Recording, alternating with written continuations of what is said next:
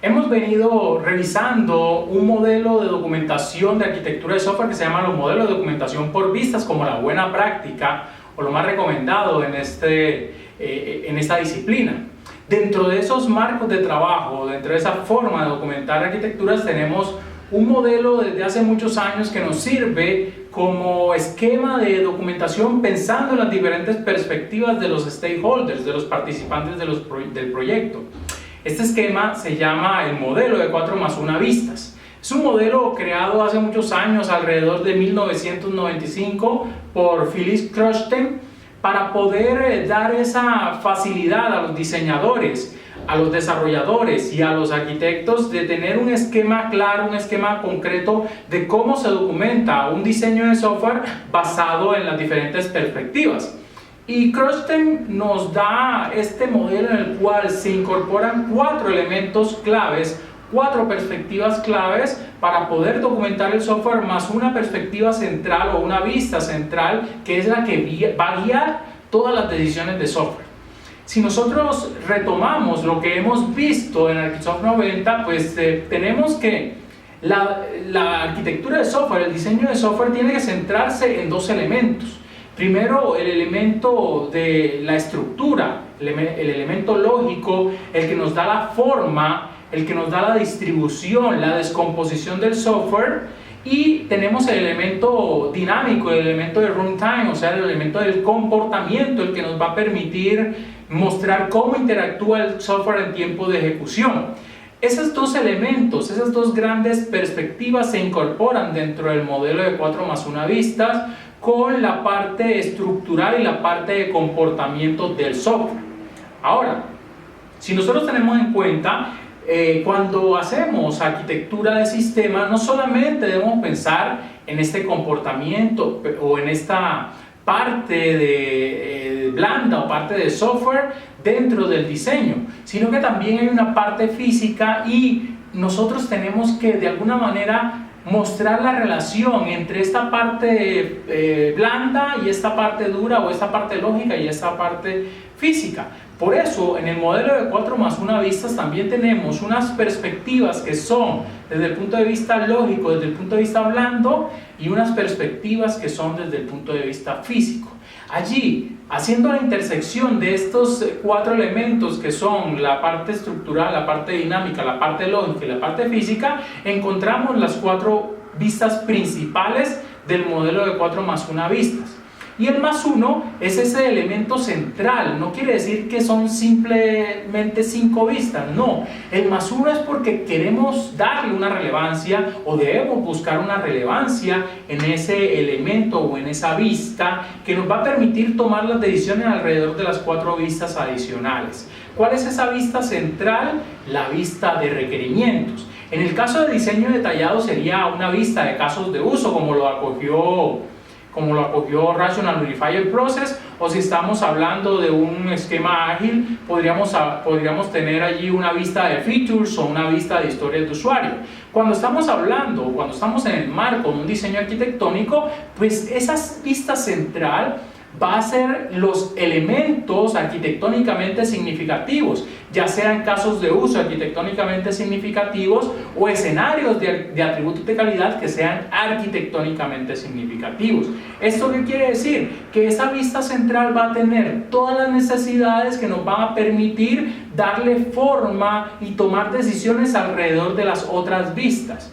Otro elemento que podemos considerar del modelo es que cuando hablamos de vista estamos hablando de una representación, de una abstracción. Entonces, esta vista central de los casos de uso arquitectónicamente significativos o escenarios arquitectónicamente significativos es una representación, no es todos los requerimientos, no son todos los escenarios de atributos de calidad, sino que son los más representativos, los que realmente le van a dar forma a la arquitectura. Por eso es muy importante que cuando estemos haciendo un diseño arquitectónico escojamos cuáles son esos atributos de calidad con los que vamos a trabajar, y con base en eso definimos nuestra vista central dentro del modelo de 4+1 vista. Este modelo lo vamos a ver mucho más en detalle, vamos a explicar cada una de las vistas, cada uno de los elementos que debemos considerar aquí en Arquisoft 90 y también el taller asociado con el modelo de 4+1 vista que vamos a ver.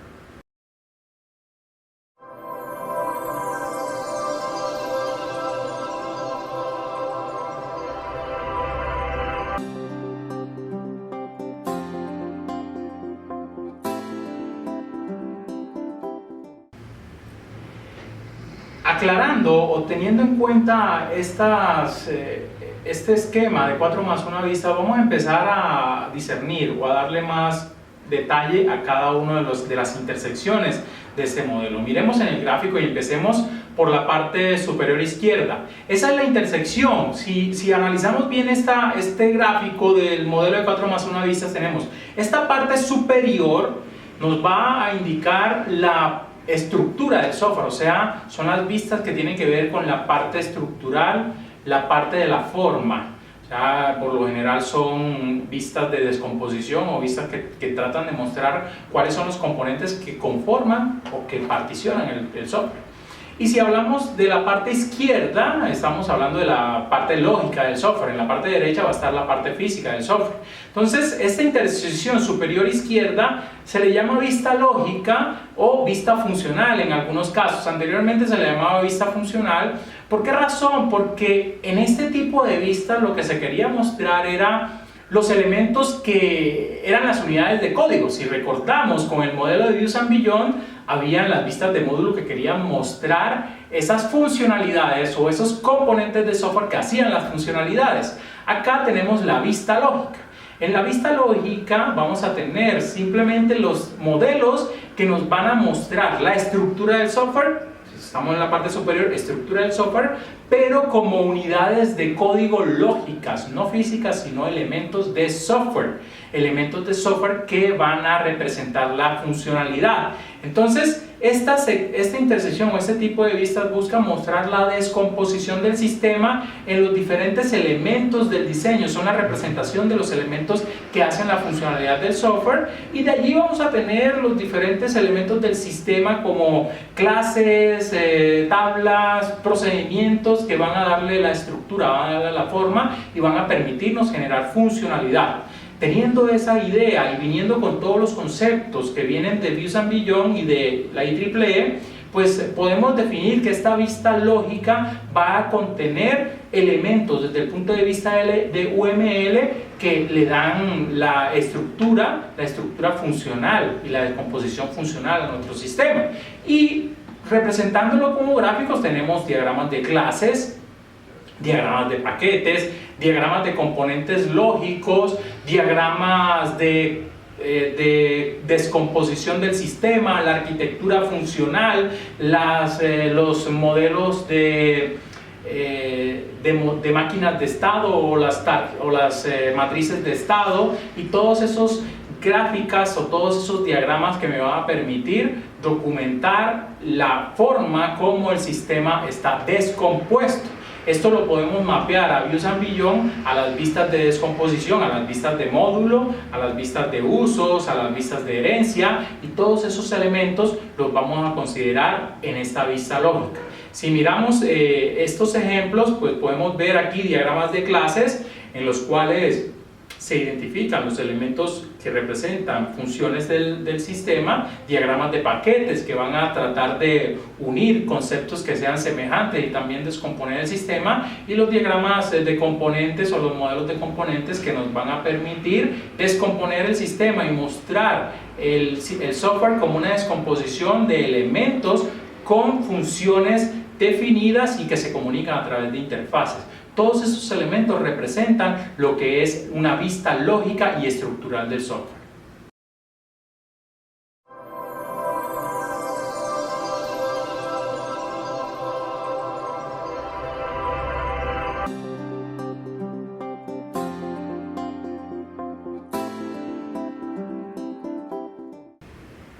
Continuando con el modelo de 4+1 vista, si revisamos cómo está distribuido, pues nos centramos en esta parte inferior izquierda del modelo. Si vemos bien, la parte izquierda siempre va a ser la parte lógica, pero en la parte inferior ahora tenemos los elementos de comportamiento. ¿Eso qué quiere decir? Que vamos a mostrar cuáles son los componentes de software, pero que se van a encargar ahora no de la descomposición y de la estructura del sistema, sino que vamos a mostrar cuáles son los elementos del software que hacen la ejecución o el comportamiento en tiempo de ejecución del sistema. O sea, cómo se va a comportar, cómo se van a ejecutar, cómo se van a hacer los pasos de mensajes durante la ejecución del sistema. Ahí es muy importante esta diferenciación. No es lo mismo el diseño de software de la parte estructural, donde tú buscas descomposición del sistema, de lo que es una vista de interacción o una vista cuando trata de mostrar el comportamiento en tiempo de ejecución. Acá vamos a hablar es de paso de mensajes, de cómo son las interfaces, de cuáles son los protocolos que se utilizan, no de cuáles son las dependencias, porque las dependencias son en tiempo de diseño, las dependencias son estructurales, los llamados entre métodos, las interfaces y los protocolos de comunicación son elementos de tiempo de ejecución, las instancias de los sistemas, cuántos elementos hay en memoria, son elementos en tiempo de ejecución. Entonces, acá vamos a tener unas vistas que me van a mostrar ese comportamiento, también llamadas las vistas de interacción. Anteriormente, en la idea original del modelo de 4+1 vistas, se llamaban las vistas de proceso. ¿Por qué razón? Porque acá tratamos de mostrar el sistema en tiempo de ejecución y cuáles son los elementos que toman vida o que son relevantes en tiempo de ejecución. Claro está que hace unos años los procesos, el manejo de hilos, el manejo de interrupciones era muy relevante para los sistemas.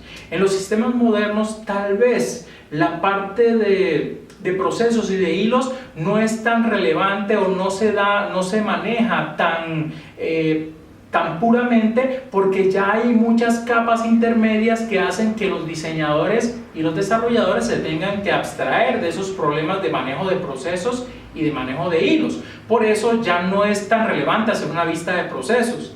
Ya si hacemos una aplicación web donde tenemos un servidor de aplicaciones, pues el único proceso o el manejador de procesos va a estar alrededor de este servidor de aplicaciones del cual no tenemos control. Entonces sería irrelevante hacer un diagrama o hacer un modelo acerca de este elemento que estábamos reutilizando. Entonces, por eso en las aplicaciones modernas se le llama más una vista de interacción, una vista en la cual queremos mostrar cómo van a interactuar los sistemas o los elementos de software en tiempo de ejecución.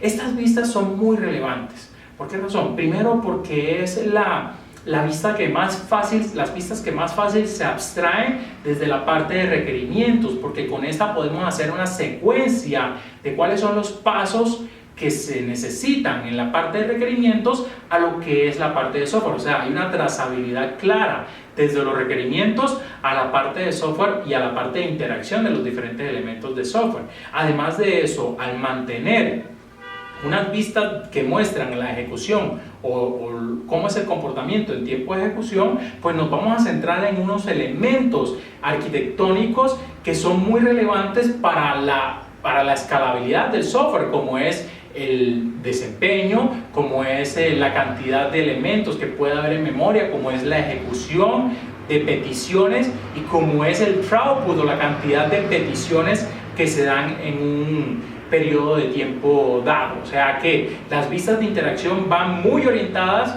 a trabajar problemas o a mostrar la solución a problemas que tienen que ver con la escalabilidad y con el desempeño del software. Mientras que las vistas funcionales y las vistas lógicas que mencioné anteriormente se centran mucho en la extensibilidad, en la mantenibilidad, en la reutilización del software, o sea, todo lo que es la modificabilidad del software. No podemos olvidar que hay una relación entre las diferentes vistas. Entonces, las vistas de lógicas, las vistas de componentes que definimos anteriormente, pues tiene una trazabilidad con las vistas de interacción. ¿Eso qué quiere decir? Que cualquier elemento que existe en una vista de interacción o en una vista de procesos tiene que tener una relación con un elemento en la vista lógica. No puede existir un elemento en tiempo de ejecución si no ha sido diseñado o si no ha sido descompuesto o si no ha sido identificado desde la perspectiva lógica. Entonces, siempre debemos mantener una relación entre las diferentes vistas. Ahora, Desde UML, ¿cuáles son los elementos que nos van a permitir mostrar una interacción? Cuando nosotros tenemos este abanico de diagramas, pues encontramos que hay unos diagramas específicos o que se les llaman los modelos de interacción, que son diagramas de secuencia. O sea, los modelos de secuencia, diagramas de secuencia, pues nos van a servir para mostrar la vista de interacción. También tenemos los diagramas de comunicación, diagramas que se enfocan en cómo es la colaboración entre los diferentes elementos y cómo se comunican entre sí. Los diagramas de actividades, los diagramas que van a mostrar cuáles son los diferentes pasos o las diferentes actividades que se ejecutan paso a paso para poder lograr un objetivo. Hay que hacer una salvedad con este diagrama de actividades. Acá ya hablamos de diagramas de actividades de diseño, no diagramas de actividades ni diagramas de flujos de datos que se trabajan en los modelos de negocio o que se trabajan en la etapa de análisis. ¿Eso qué quiere decir? Que cuando hablamos de diagramas de actividades de diseño, ya hablamos de actividades que ejecutan componentes de software. O sea que estamos hablando de un paso a paso de diferentes actividades, pero ya mapeadas cada una de esas actividades a un componente de software, o a una función o a una responsabilidad de un componente de software. Lo mismo pasa con los diagramas de las máquinas de estado. Las máquinas de estado, cuando hablamos de análisis, pues podemos simplemente mostrar cuáles son los pasos, las transiciones que hay entre un estado u otro. Pero cuando hablamos de máquinas de estado en las vistas de interacción, ya queremos mostrar cuál es ese paso o cuáles son las transiciones que se dan entre los diferentes componentes de software y cuáles son los métodos que me van a servir de guardas, cuáles son los métodos que me sirven para validar condicionales, cuáles son los métodos que me sirven de triggers y cuáles son los métodos que me sirven de do y de exit para dentro de cada una de las transiciones y dentro de cada uno de los estados, que son elementos que están definidos dentro de los modelos de estados de UML y que se vuelven útiles para poder hacer el diseño de software. Hay otros modelos que están más orientados a otro tipo de disciplinas, como por ejemplo los modelos de timing dentro de UML, pero esos son más para mostrar cómo es la ejecución en un tiempo dado o cómo debe estar una señal o una variable en un tiempo dado. Esos modelos de timing se utilizan mucho para la interacción con elementos electrónicos o para poder trabajar elementos de señales o interrupciones. Por ejemplo, si yo espero que una señal llegue cada 10 segundos para poder hacer un pull, para hacer un ping, pues yo debo utilizar un diagrama de timing para poder mostrar que cada 10 segundos espero una notificación de un sistema para poder continuar la ejecución o para poder decir que el sistema no se ha caído.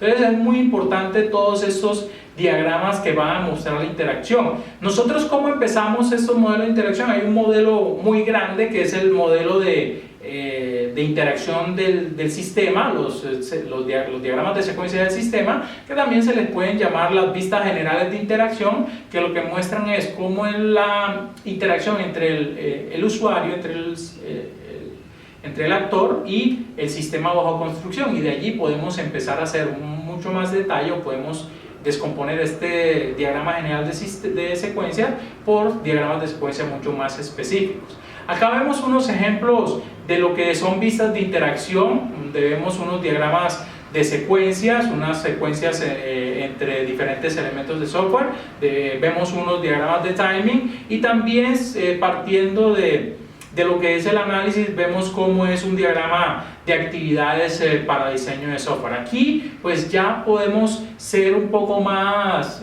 libres en cuanto a la escogencia de las vistas y los diagramas que van a representar las vistas, porque la interacción la podemos mostrar como paso de mensajes o llamados entre diferentes componentes. Entonces yo puedo utilizar diagramas de notación libre o diagramas de componentes y conectores para poder decir, por ejemplo, cuando tenemos un bus de mensajes, cuando tenemos un llamado de un servicio REST o cuando tenemos un llamado de un servicio SOAP. Son elementos que con UML son muy difíciles de representar, y por eso vamos a requerir de notaciones un poco más libres para poder abarcar el abanico de oportunidades de diseño o de características de diseño que tenemos en las vistas de interacción.